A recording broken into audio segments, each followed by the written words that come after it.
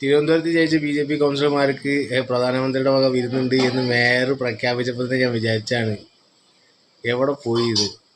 തെറ്റിയിട്ടില്ല, മറന്നിട്ടില്ല. ഒരു വിവാദം പുകഞ്ഞു വരുന്നുണ്ട്. തീയില്ലാതെ പുക ഉണ്ടാക്കാൻ വിദഗ്ധരാണല്ലോ ചില മാധ്യമ പ്രവർത്തകർ. ഇന്ന് രാവിലെ മുതൽ എന്നെ മാഡത്തിന് ഇപ്പോൾ കാര്യങ്ങൾ മനസ്സിലാവുന്നുണ്ട്.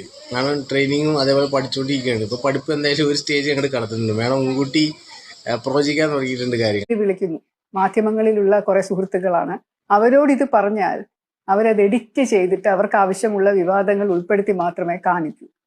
തിരുവനന്തപുരം കോർപ്പറേഷൻ ഒരു ചരിത്ര വിജയമാണ് നേടിയിരിക്കുന്നത്. 45 വർഷത്തിന് ശേഷം BJPയുടെ മാധ്യമ സുഹൃത്തുക്കളെ, നമ്മളിനി എന്ത് ചെയ്യും? അതൊക്കെ പോട്ടെ. മാഡം എന്തുകൊണ്ടാണ് ഡൽഹി പോകാത്തത് എന്നുള്ളത് എല്ലാവർക്കും അറിയണം. ആദ്യം പറയൂ. നിന്ന് പോകാനായിട്ട് ആദ്യം തീരുമാനിച്ചത്, ഈ പ്രായത്തിൽ എനിക്ക് ഇത്രയും വലിയ ഒരു യാത്ര കേരള എക്സ്പ്രസ്സിൽ നടത്താൻ പ്രയാസമാണ് എന്ന് പറഞ്ഞു.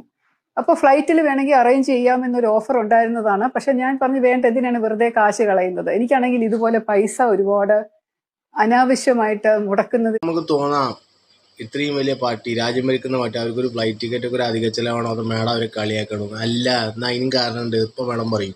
കുറെ ബുദ്ധിമുട്ടുമുണ്ട്. അമ്മയ്ക്ക് 94 വയസ്സായി, വീട്ടിലുണ്ട്. 5 ദിവസം മാറി നിൽക്കാൻ പറ്റില്ല. വീട്ടിൽ ഇപ്പൊ സെർവന്റ് ഇല്ല, ലീവിലാണ്. കുക്കിംഗ് ഏറ്റെടുക്കണം, അമ്മയുടെ പരിപാലനം ഏറ്റെടുക്കണം, വീടിന്റെ വൃത്തി വെടുപ്പ് ഏറ്റെടുക്കണം, സാധനം വാങ്ങാൻ പോകണം.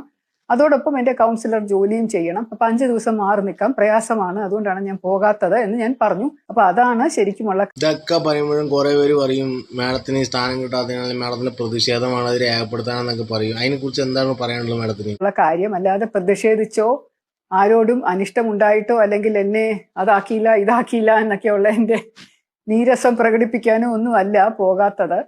പിന്നെ വേറൊരു കാര്യം കൂടി ഇതിന്റെ കൂട്ടത്തിൽ പറയേണ്ടിയിരിക്കുന്നു. കാരണം ഞാൻ നീരസല്ല, അനിഷ്ടല്ല, ഒന്നും ആക്കാത്തതിലല്ല, ആരും പ്രതിഷേധമല്ല, ഈ വക കാര്യങ്ങൾ കൊണ്ടാണ് മാഡം ഡൽഹിയിലേക്ക് വിരുന്നിന് പോകാത്തത്. അല്ല മാഡം, അപ്പൊ ഈ നിയമസഭയിൽ തെരഞ്ഞെടുപ്പ് സ്ഥാനാർത്ഥി ആവും എന്നുള്ളൊരു ഊഹം കേൾക്കുന്നില്ല. അപ്പൊ അതിനെ കുറിച്ച് എന്താ പറയാനുള്ളത്? മാസം എടുക്കുമെങ്കിലും താത്വികമായി അത് അംഗീകരിച്ച ആളാണ് ഞാനും. അതുകൊണ്ട് ഒരു ഇലക്ഷന് ജയിച്ചത് കൊണ്ട് 5 വർഷത്തേക്ക് ഇനി ഒരു ഇലക്ഷനും കൂടെ മത്സരിക്കാൻ എനിക്ക് താല്പര്യവുമില്ല. അതിനുള്ള ചെലവ് വഹിക്കാനുള്ള കഴിവുമില്ല.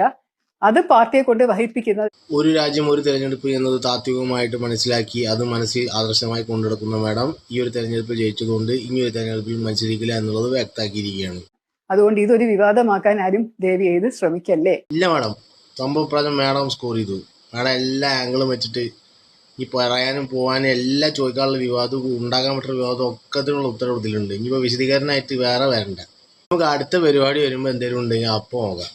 അപ്പോൾ അതുവരെ നന്ദി, നമസ്കാരം.